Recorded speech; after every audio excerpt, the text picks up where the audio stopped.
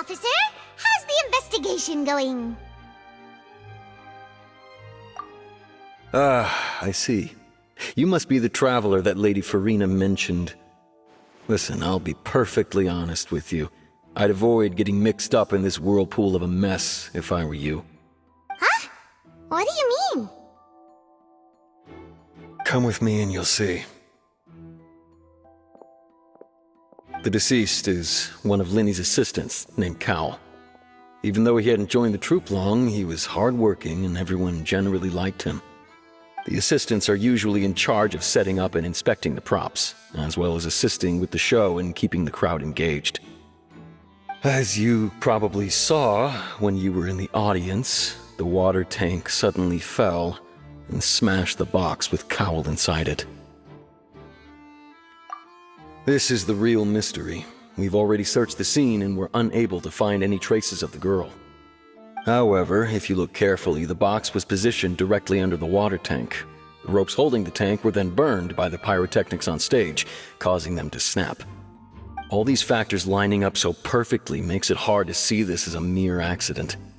If anything, the more logical explanation is that the whole incident was intentionally planned, and Linny is the most likely person to have access to all these areas. But he doesn't have a motive. Are you both good friends of his? Well, you can't say we're good friends, but we've known each other for a little while. So in just a short time, he was not only able to win your trust, but even convince you to act as his attorneys. I know there's no such thing as magic. The real trick of a magician is holding the audience in the palm of their hand. I've seen a lot of cases, and I can tell you that people are the least reliable kind of evidence. Sorry, I tend to be pretty straightforward. Just know that I'm warning you for your own good. Anyway, you may investigate the scene of the crime yourselves if you're curious. Who knows, maybe you'll be able to come up with some new evidence.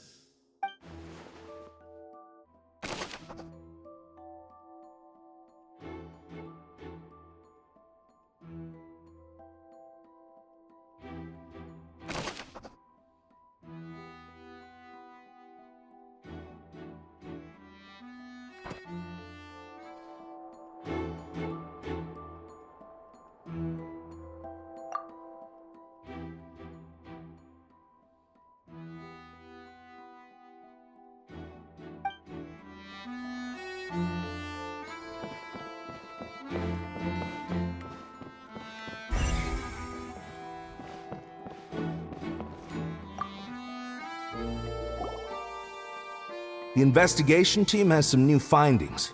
Turns out there's an issue with the random number selector after all. See, I told you. What if the machine picked some big guy's seat? You think the murderer would have still made his move then? Sorry to interrupt, but we're helping Linny and Lynette with their side of the investigation. What were you saying about the number selector? There's something wrong with it? You're trying to help them? That'll be a tall order. Linny used the machine to pick a random member of the audience during his performance, right? The lucky girl that later disappeared. Well, we thought there might be a serious problem with the machine, so we had it taken away for further inspection. It turns out that the seat number it picked wasn't random at all. The machine picks that same number every time. I'm sure you already know that you have to make a reservation in advance to get a seat, regardless of whether it's a trial or some performance. In other words, Linny knew who would be sitting where from the very beginning. That much checks out. Linny reserved our seats for us too. Bet you see why I was saying it'd be tough to make a case for Linny. Even though it's bad for Linny's case, Paimon had better write it down.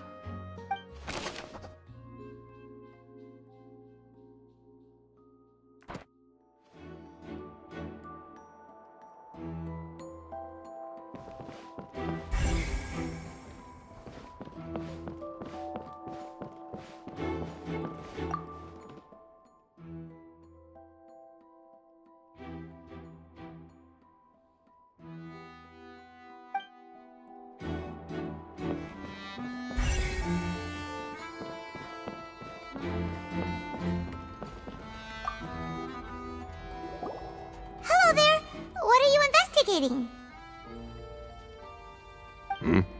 Oh, this location has also been cordoned off because the Magic Troop members are currently considered prime suspects.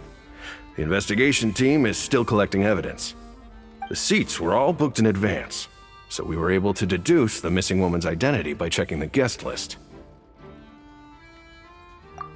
Sure, it's not like this is confidential information.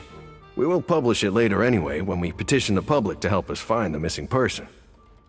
Her name is Halsey. She's a painter from Fontaine who's made a bit of a name for herself. Apparently, she wasn't a regular at the Opera House, but she'd been feeling some pressure with her work lately, which made her decide to come see the magic show. The Magic Troop members all claim not to know her. We have looked into her social connections. It seems that she has no personal grievances or conflicts of interest with the suspects. Simply put, she wasn't related to the Magic Troop at all, which matches the features of the previous serial disappearances. Were the victims of previous cases also chosen at random? That's how it seems to us, in any case. Apart from the fact that they were all young women of around the same age range, there really weren't any other connections between them. Okay then.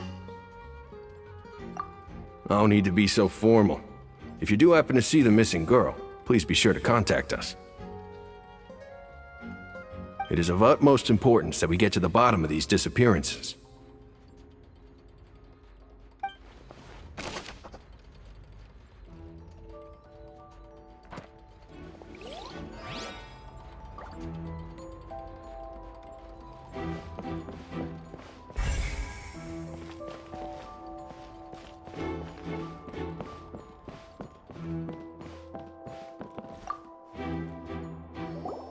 So this is the rope that broke and caused the water tank to fall.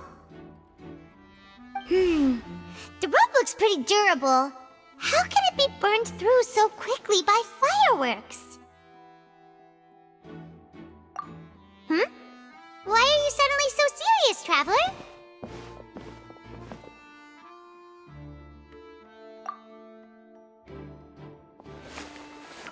Whoa.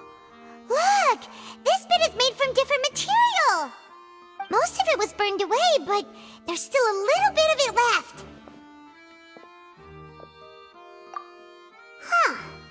So if a rope meant to hold something was made with that kind of material in it, then that means... Wait! Why don't you write all this down? Let's take notes!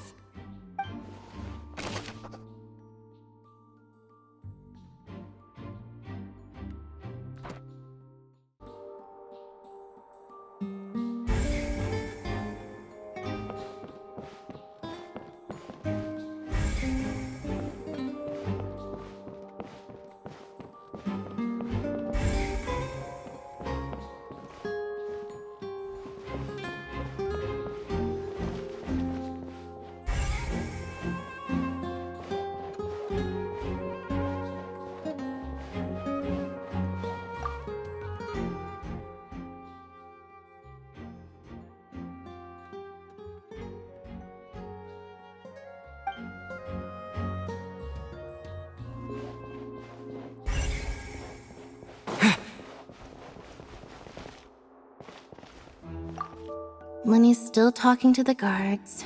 It seems he'll have a lot of explaining to do. I think someone will be assigned to monitor us later, but that's alright.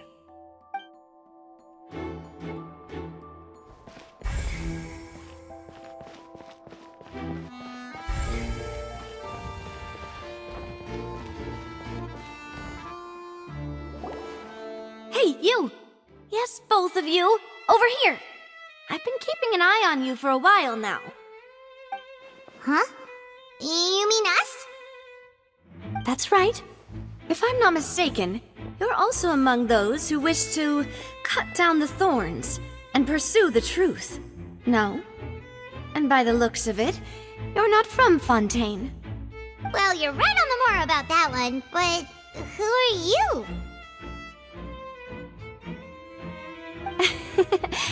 Have you never heard of the Spina di Rosula? From mediating disputes and providing protection to solving conundrums, you name it, Spina di Rosula does it. And I, Navia, have the honor of being its renowned president. though those who play by our rules call me boss. I'm Silver, her attendant. Pleased to meet you. And I'm Melus. Demoiselle's various daily needs and affairs are under my purview. Huh? Boss? Demoiselle? What gives with the names? Well, I am the second generation president. Melus and the others are still used to my previous title. My apologies, Demoiselle. Should you prefer, boss, I will endeavor to use that instead. No, no need.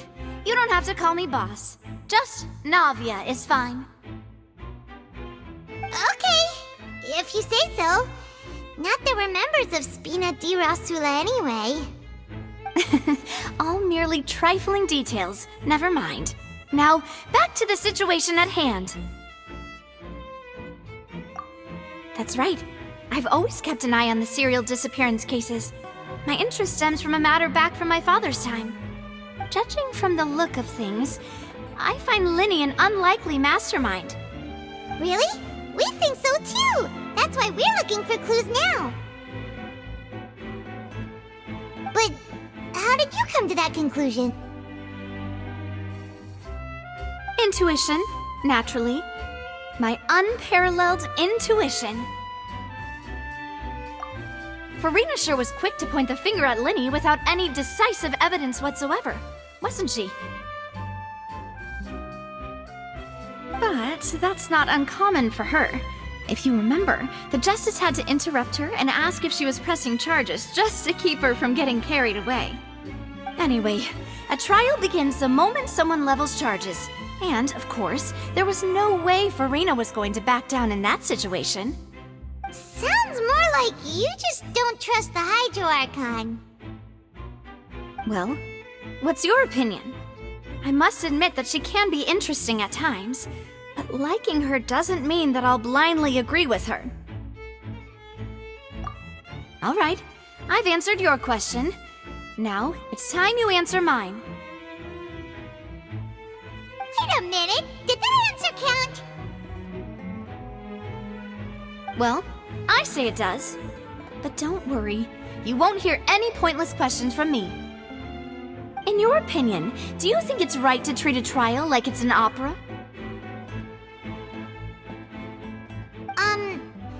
Well?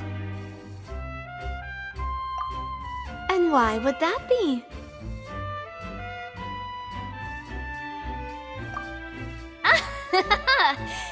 See, Silver and Melus? I told you they'd be different. Most astute of you, Demoiselle. I too think that the Traveler's response was most excellent. No matter how wonderful the script or how fervent the audience's expectations may be, the trials that go on stage here must be based in fact. And if that can be done, boss, then... All right, that's quite enough, Melus. Anyway, I like your answer. You pass with flying colors.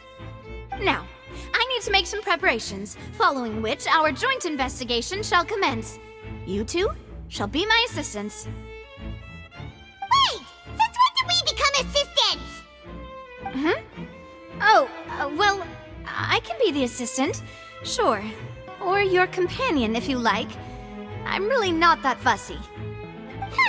That's more like it. Far be it from me to brag, but I believe that Demoiselle's intuition will be instrumental in uncovering the truth.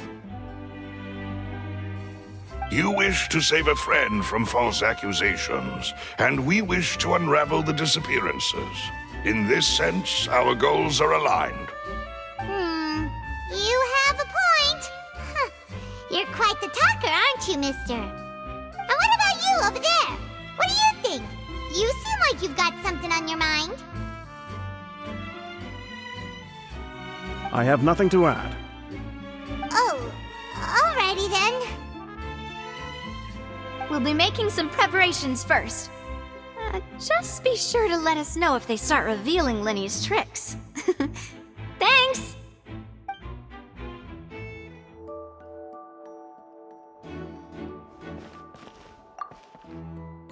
speaking of that, I think magic shows would be very popular in Poisson. I can see that. Maybe I should try to learn some magic. If I could make things disappear, cleaning my room would be a cinch. You need not worry about such things, demoiselle. That falls under my duties. Oh, right.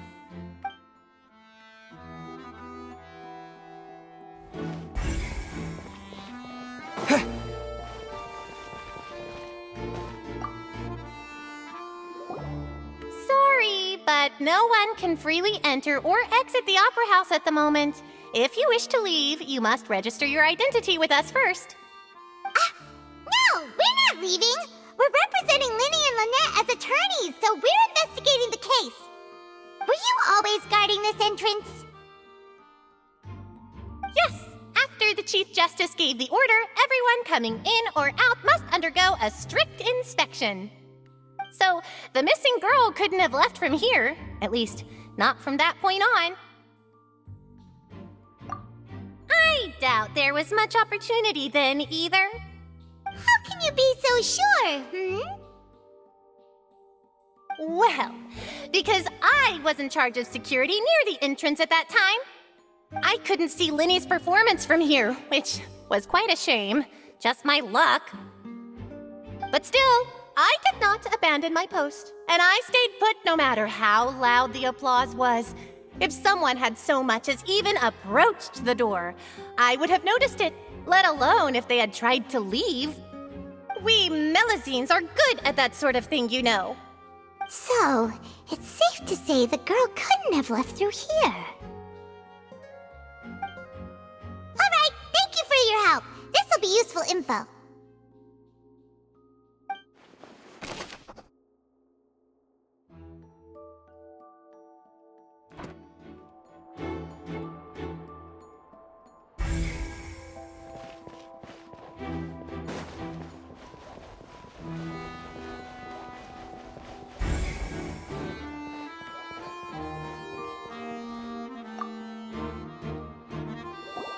I see that you're investigating the area. Well, it just so happens that I'm interested too. If you find any new and interesting leads, be sure to share them with me, alright? We don't have too many thoughts yet.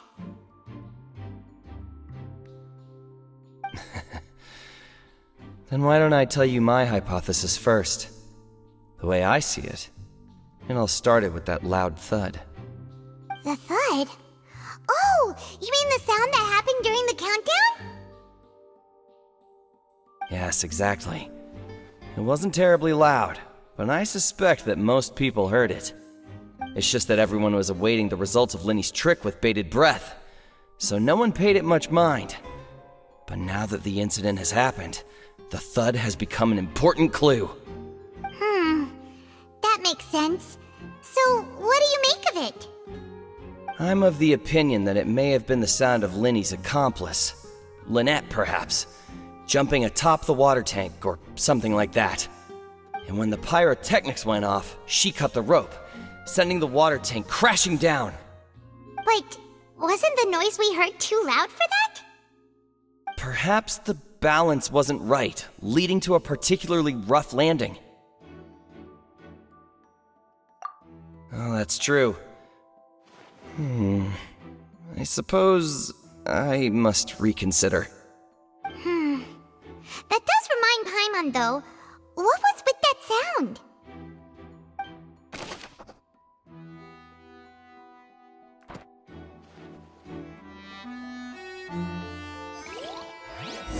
We've checked everything of note here at the performance venue.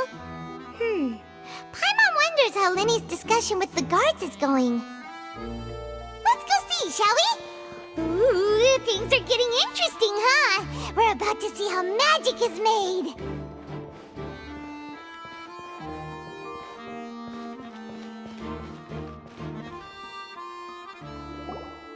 Understood. Then I will be going with you. Just so you're aware, I will be monitoring your actions and making notes as necessary. Very good. Thanks for being so agreeable. I'd pull a rose out of my hat as a gift for you if I could. You may spare the pleasantries. I'm just doing my job. You've arrived. Who's this? Me? I'm Spina di Rosula's guardian angel. If you've got a problem, I've got the firepower. Sorry, I got a little carried away there. Call me Navia. I'm a partner of theirs, and will be helping investigate this whole situation. And these are my companions. Would you mind if they join as well? Fine by me. Oh, new helpers? I would be most grateful. Well, let's just say we're tagging along. It's not every day you get to see the secrets behind magic performed on such a large scale. I appreciate your kind interest. Come with me. We'll be heading below stage.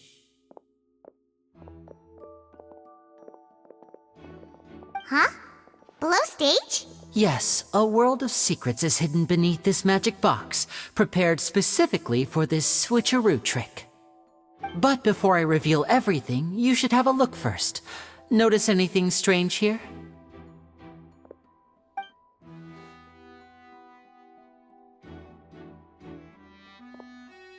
I'm not trying to be dramatic. Remembering the details of a trick will help you understand the methods used to perform it more easily. Huh. Weren't there balloons and other decorations here? Where did all that go? Ah, good eye. That said, you're still far from discovering the answer. The back? You mean the inside of the door? What's different about it? Paimon didn't notice anything. Very good indeed. I thought you might not be able to catch that, given that you were sitting in the first row. The back of this door was patterned. Those patterns are now gone, replaced by a smooth wooden board. So, if you put 2 and 2 together, what do you get? Exactly. All right, let's go. I'll tell you how it works as we head down.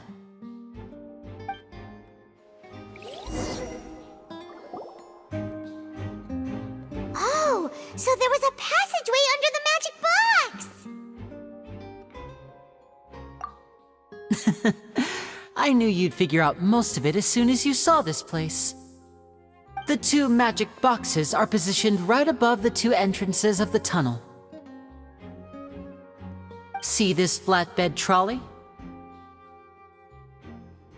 The box with the lucky audience member in it would be shuttled over to the other side using the trolley. This trolley can raise and lower and even rotate, ensuring that the box will face in the right direction. I see. So that's the purpose of the box inside another box. Precisely. The inner box would descend after the audience member was put inside and be moved along the trolley, all while the outer box would remain on stage as if nothing had ever changed. So that's how you did it! Once the box was lowered, the trolley would store some energy through this device here, with which it would complete the rest of the steps.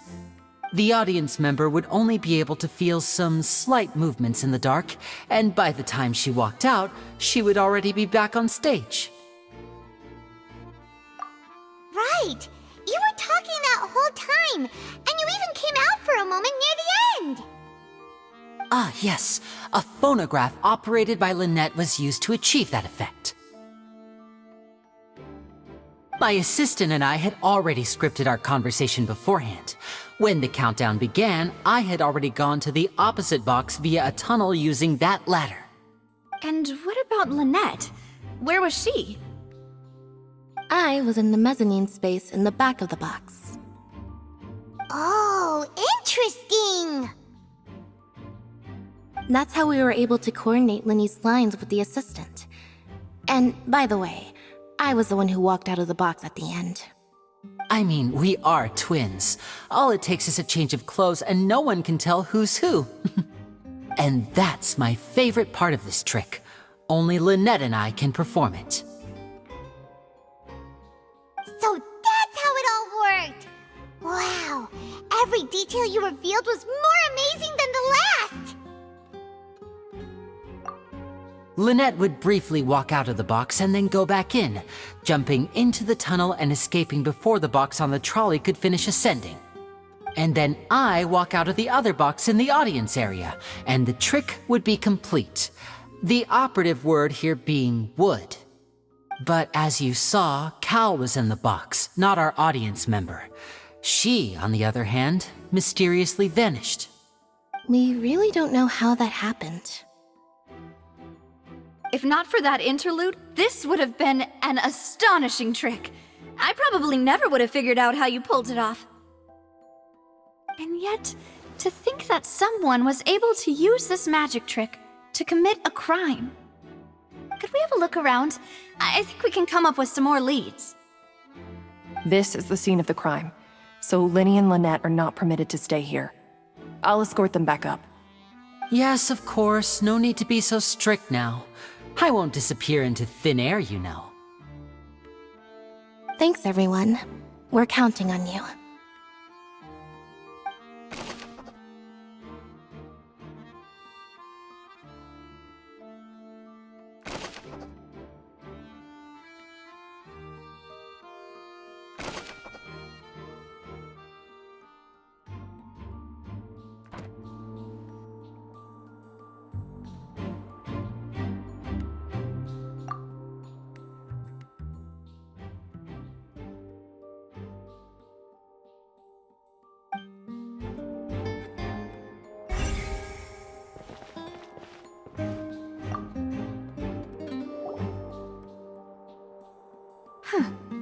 What's this? Looks like a hook tied to the end of a rope. Huh? There's all kinds of odds and ends here. Perhaps it was a prop for a different trick. But why would it have been left here? Whatever it is, let's make a note of it first.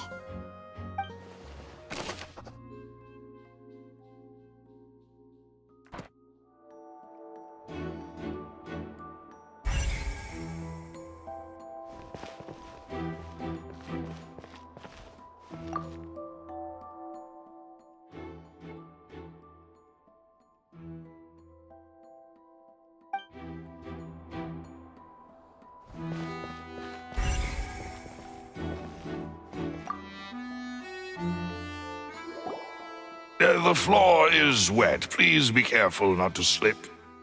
Speaking of which, why would there be water here?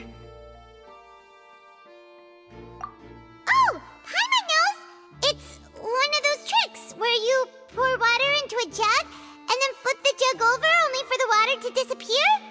And here's a broken vase. Huh. Did the trolley knock it down while moving? That can't be. The trolley moves along tracks from start to finish. It couldn't have hit the vase at this distance. Let's note this down too and think about it later.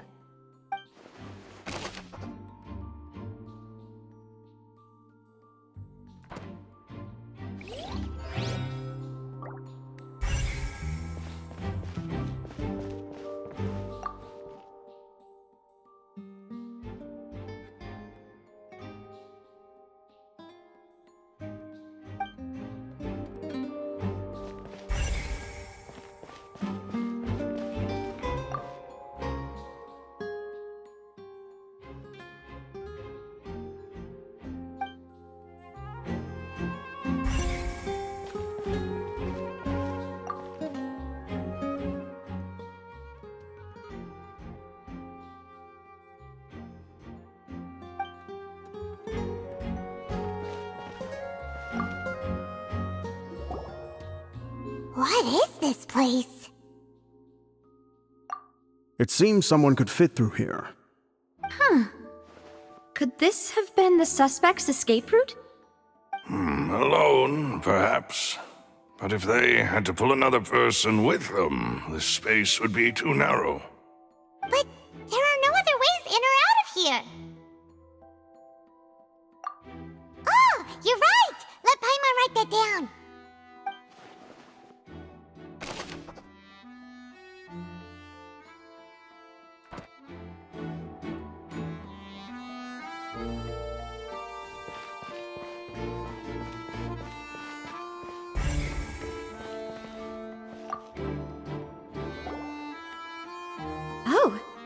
These are the clothes that the lady chosen from the audience was wearing, right?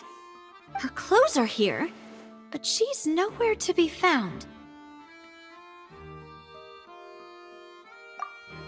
Right. And do you really need to do that if you're kidnapping them? Ugh, this is so confusing. Paimon doesn't want to be a detective anymore.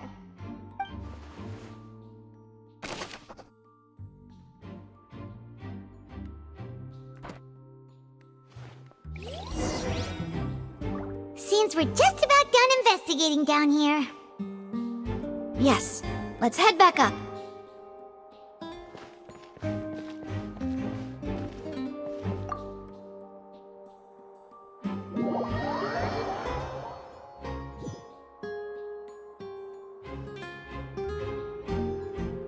Well, we've ascertained the state of the crime scene. Let's find a place to sort out our findings once Malus returns. It seems to me that there are several things that don't add up here.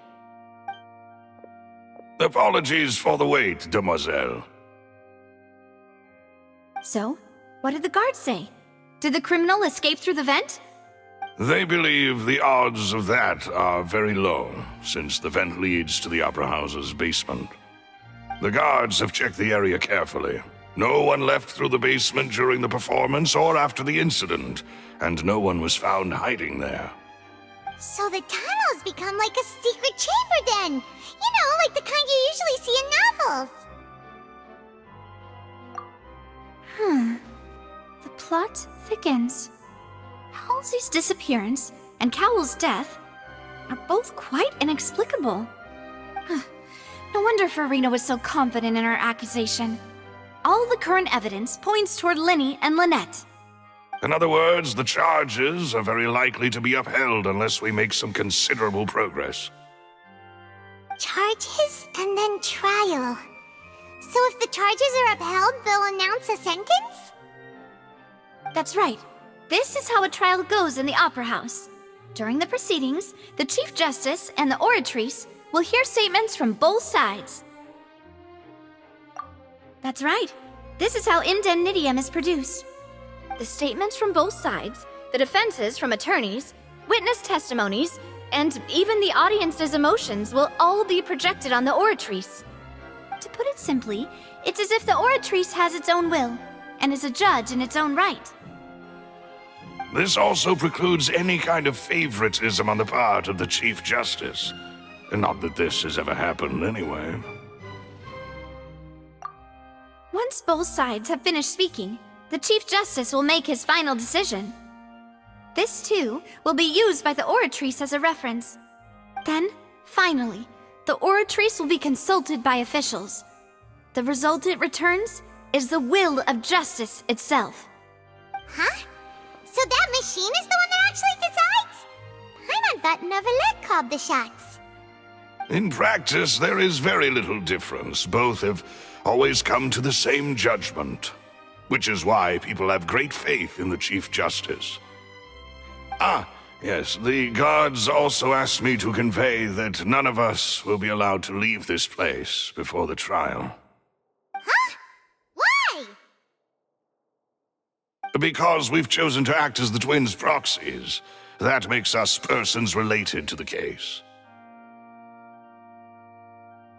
They're concerned that we might be colluding with outside parties, or that we might find outside help to disrupt the case. And even if that were not so, it could prove problematic if we happen to spread key information about the case ahead of time. I'm ready to break out at any time.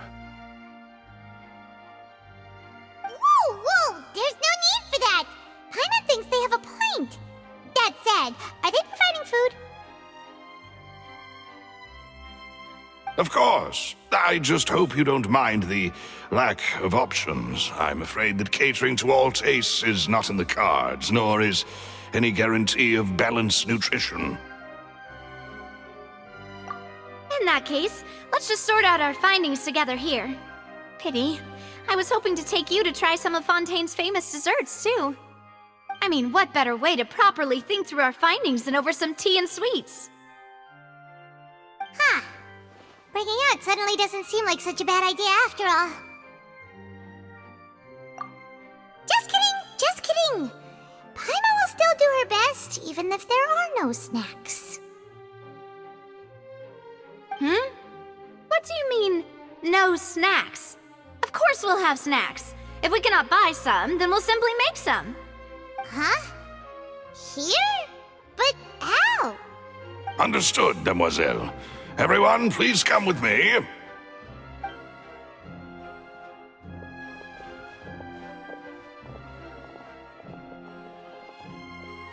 Wait, you're carrying a portable stove with you? Yes, I must be prepared to meet the demoiselle's baking needs whenever the fancy strikes her. I have eggs, sugar, and almonds at the ready. Good work, you two. Then I'll get to it.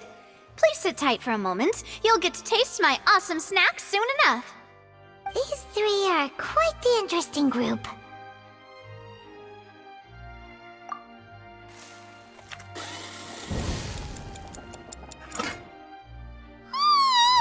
And Paimon thought it smelled good while it was still in the oven! Oh, it's even better now. Paimon can't stop drooling. From the way you had these two guys carrying all that stuff around, Paimon thought you'd have them do more during the baking process.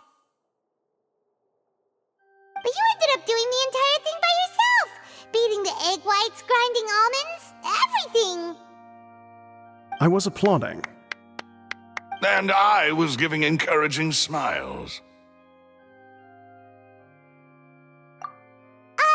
Paimon was just thinking, aren't you worried about getting your fancy dress dirty beating egg whites and baking like this? Well, I don't think it's carved in stone anywhere that fancy ladies can only read books, sip tea, ride horses, and play the piano. I just really enjoy making snacks. Don't underestimate beating egg whites, by the way. It's a real arm workout. You also need to beat them to just the right consistency, or your macarons will crack. Anyway, give these a try, fresh out of the oven. There's 3 for each of us. Only 3? Well, eating too many sweet treats might send all that sugar to your head. You wouldn't be able to think clearly about the case on a sugar rush, would you? Tea is ready to be served as well. This is Demoiselle's favorite, strong black tea with a floral fragrance that clears the mind and lifts the spirit.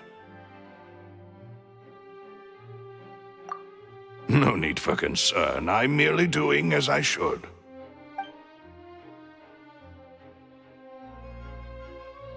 All right then.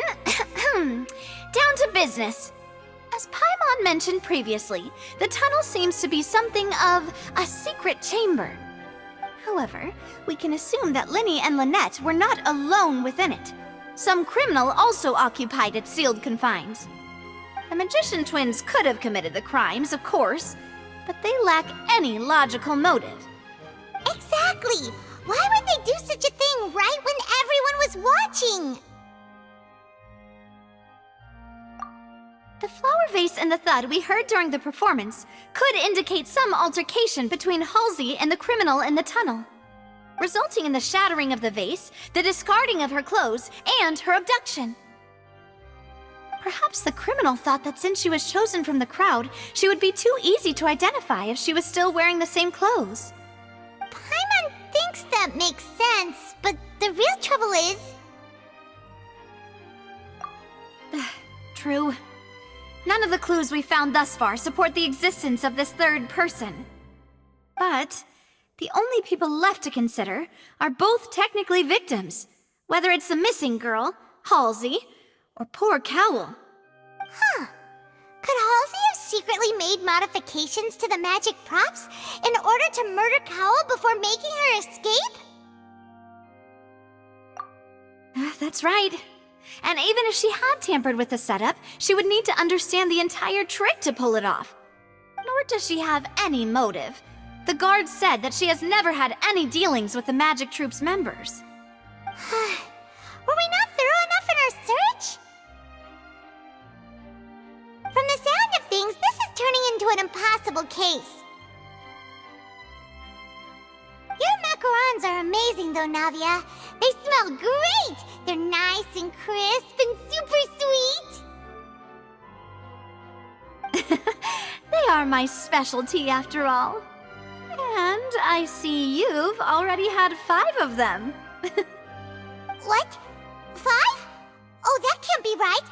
Paimon only counted 3, honest. Please don't worry about it.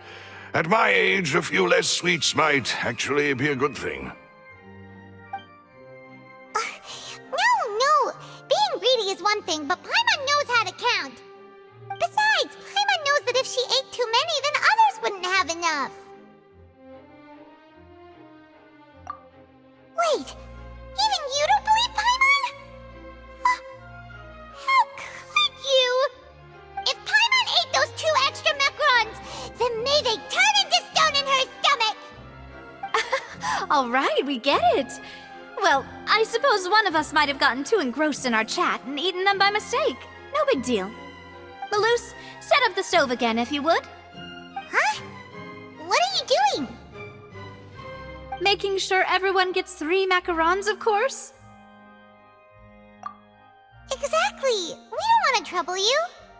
As you wish, demoiselle. And I have the egg, sugar, and almonds. Well, this really is your hobby, huh?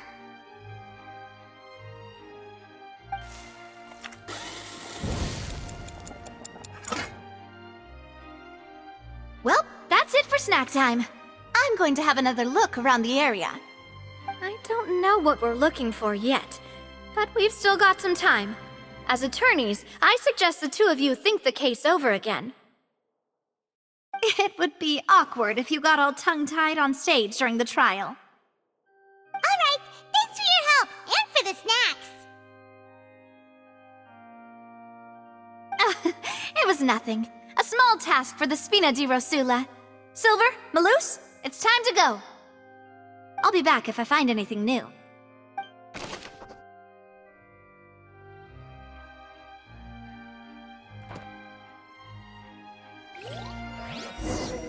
Alright, it's time to put our heads together. We've got to get our defense ready for the trial. Oh, it's probably gonna be a long and difficult case. There's no point in worrying about that now. We just need to prepare. Here, take Paimon's notes. They should help you review the situation.